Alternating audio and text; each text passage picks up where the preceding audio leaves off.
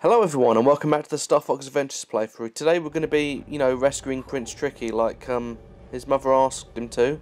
And also we're going to be exploring Ice Mountain. This is pretty much the only time we're going to be using Ice Mountain like as an area, so it's kind of weird that it got allocated its own kind of spot on the warp, from the warp zone. We only ever come here to rescue Tricky. You don't ever need to come back here again. Well, there's a cheat token here you can get, but that's about it really. We'll be seeing that ship a bit later as well.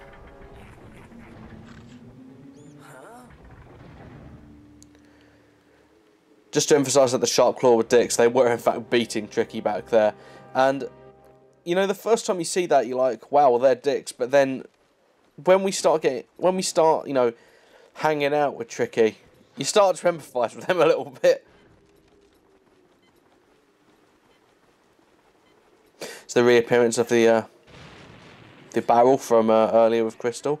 Now here's like a variant of the Sharp Claw. We're going to see a couple of these, and they don't.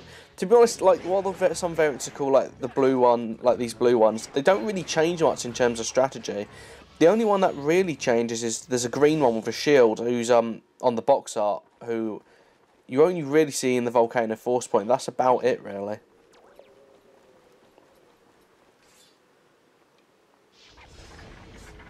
I didn't talk about this last part, but I'll just mention it now. Aiming with the fire blast can be a little bit annoying sometimes, just because it's not as like loose. The control isn't as loose as I'd like it to be. This is the most awkward rescue attempt ever. Oh, thanks, Tricky.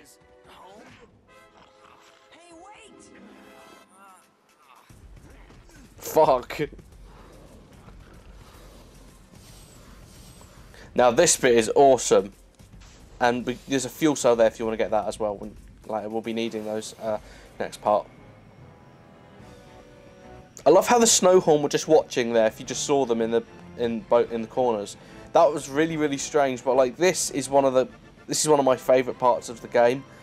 These little sections, you only do them 1 or 2 times throughout the entire game, but I find them really exciting, and I love the way these jet ski things control. I think it's really tight in it.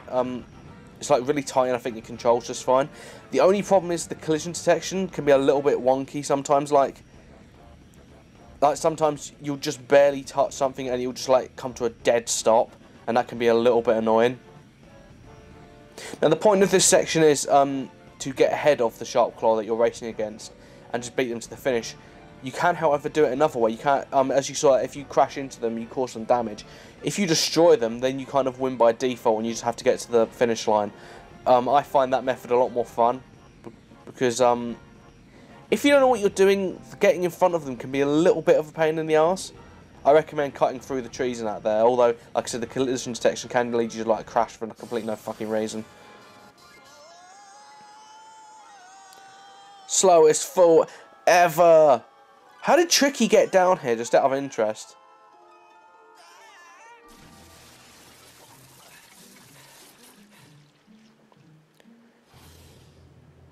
We could come down, but we'd rather shake our fists angrily at you from up here. And here is the delightful, the wonderful Prince Tricky. Everybody's favourite part of the game. Now, honestly, Tricky has got a reputation for being incredibly annoying, and probably the Slippy of Dinosaur Planet, as it were, besides the actual Slippy.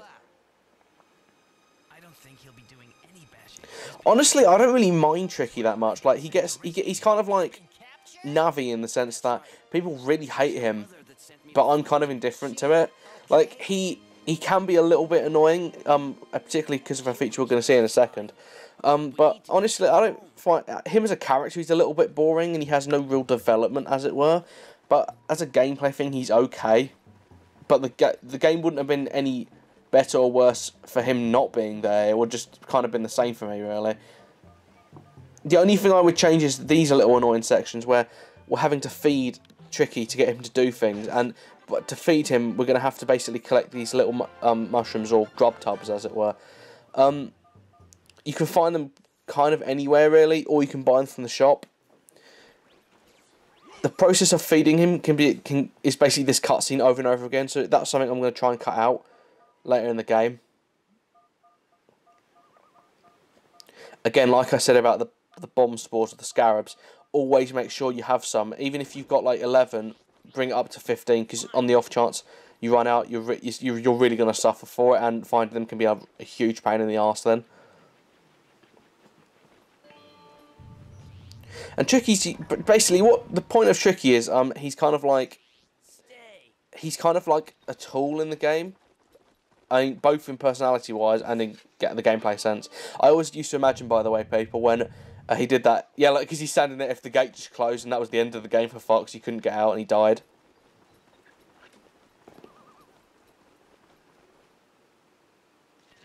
Another problem I have with Tricky is sometimes when you ask him to do something, like stay, or like a later command, sometimes he won't do it the way that you want him to, and it can be a little bit annoying. Although for some reason he can be considered the best partner ever, because somehow he has magical powers. I have no idea how he was able to climb up that stone wall.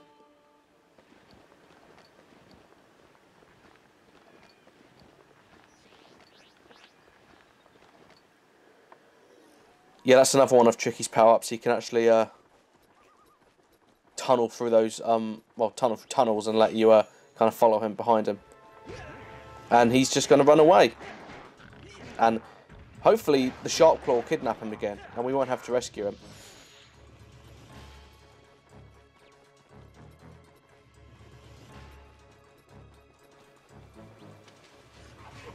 Yeah, so we better go rescue Tricky now that he's getting himself attacked by Sharp Claw.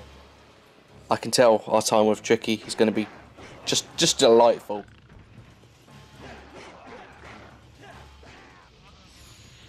It's actually worth mentioning that the reason why the combat in this is so similar to Ocarina of Time is the beta of this game, Dinosaur Planet, was originally an N64 game, and it used the engine of Ocarina of Time, and it's just been kind of a carryover from that, really.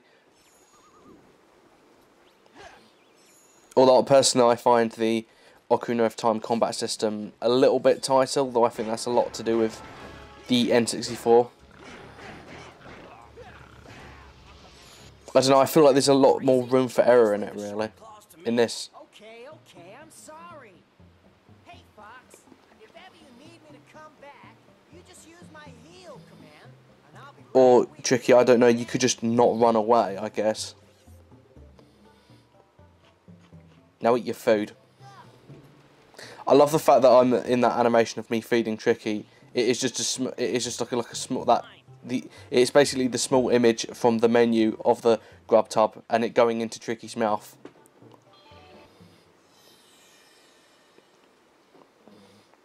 Now here is one of the optional staff meter upgrades that I was talking about before.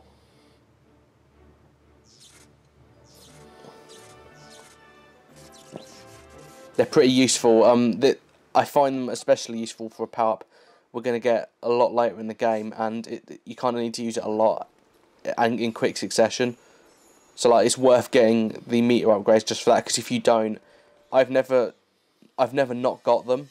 So I assume if you don't have them, you can only use that certain power-up once, and trust me, that'll be a pain in the arse. So I just recommend getting them all if you can. Now, what you're supposed to do here is go and talk to the Snowhorn first, and he'll tell you to go and get these roots.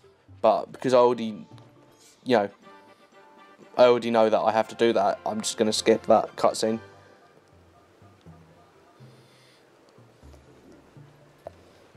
It's pretty fucking useless being their favourite food if they can't dig it out themselves.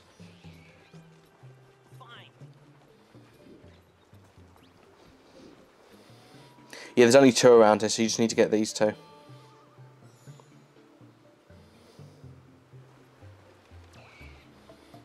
Now, graphically, I actually really do like Ice Mountain, and I think at this point we're pretty much in Snowhorn Waste. I think it's one of the better, well, I always say like better looking areas. There's not an area in the game that looks bad, but a lot of it is to do with art design. I like the way that Ice Mountain and Snowhorn Waste looks, for example.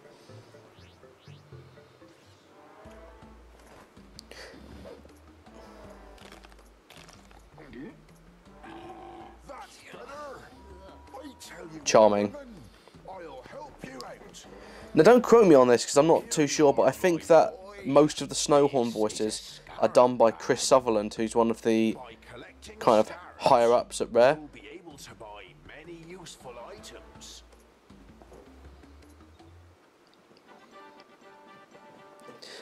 And again, the thing with the Snowhorn is they kind of suffer the same problem as the Thorntail, because a lot of them use the same voice clips. It's very, very weird, and doesn't make them that distinctive.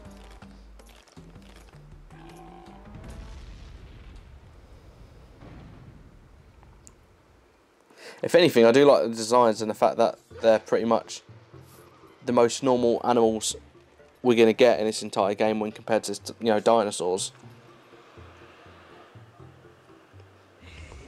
And again, as per Zelda's tradition, we've got to push this block, and it's going to go in that thing over there. Now I think it's time, because I'm just getting to the point where I'm just commenting things on screen inanely. I think I'm going to mention some trivia here. Tricky was originally going to be the Triceratops, who was one of the bosses from Diddy Kong Racing, and personally I think my favourite boss from Diddy Kong Racing. I find that one really fun, but because the game was changed from, you know, Dinosaur Planet to Star Fox Adventures, he was kind of changed back. Well, not changed back, he was just trying to change to his original character.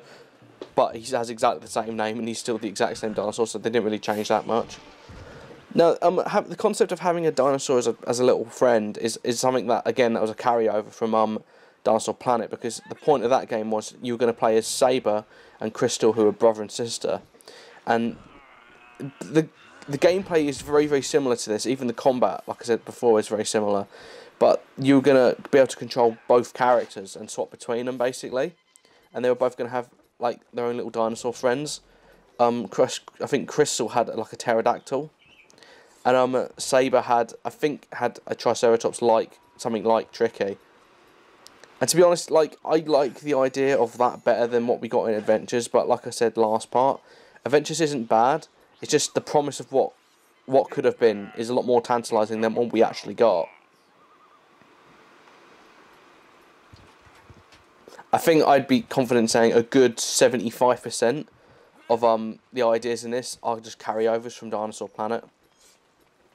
And saying Dinosaur Planet, another piece of trivia is that when this was shown off, when it was publicly announced that it had been changed to a Star Fox game, the original title for it was Star Fox Adventures Dinosaur Planet, and I'm kind of glad they changed that, because it's a little, I don't know, I don't really like that title that much. It sounds a little bit too wordy, and it sounded like they were just trying to force the Dinosaur Planet connection, honestly.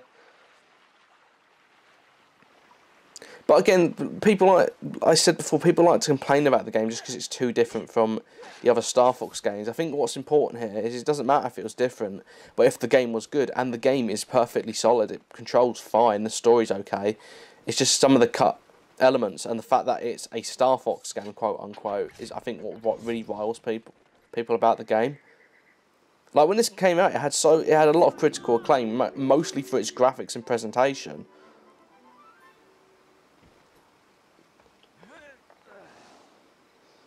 Now, I think it's one of I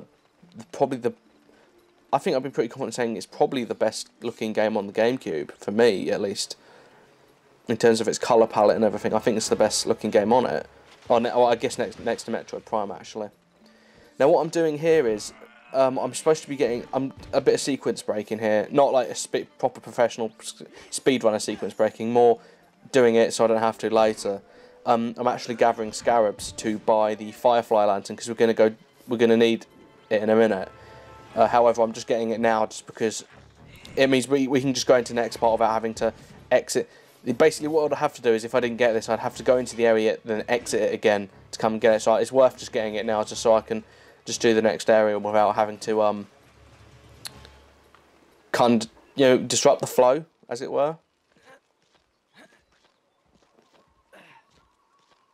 Now, the reason why I'm leaving the shop in, even though I said I wasn't going to before, is because I do actually have a nice little thing if you want to, again, save some money or earn some money. Just as you enter here, there's two doors behind, not doors, two doorways behind you that lead to a little chamber. If you go down there, you can actually gamble your scarabs in a little game. You can earn up to 10 scarabs, and it's a really handy way of, like, because, like, quite annoyingly, if you need a lot of scarabs, going outside can only get you about 30 roughly. So you kind of need to the farming for them could potentially be a big pain in the arse. So that game is quite handy. See that in those two doorways there.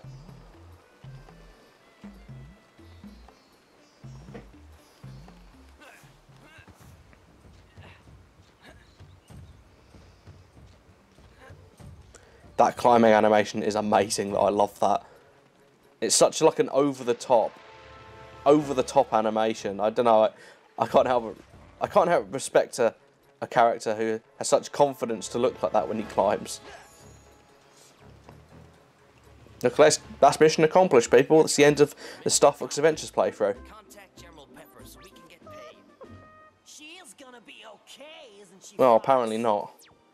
Are you sure you finished down there? Planet's not back together yet. Oh, I thought I was. Sorry, Pepe. The Queen needs my help. Fox out. Is there anything we can do for her? We need to find white grub tubs. My mom gives them to me when I'm not feeling well. It looks like she'll need a lot. Let's take a look. I'm calling her fat fox. Fuck. Okay, to basically to get these white grub tubs, what we're going to need to do is we don't actually need to go that too far for it. We're just going to need to go and basically explore the bottom of the well, quote unquote. So this area over here, just use Tricky's find command going there. That was a really odd animation of him just kind of floating through there, by the way. Okay, Tricky. And that's it for part 3 of the Star Fox Adventures playthrough. I'll see you for part 4 when we go and, help Tricky's mother and go down into the bottom of the well, Ocarina of Time style. I'll see you then.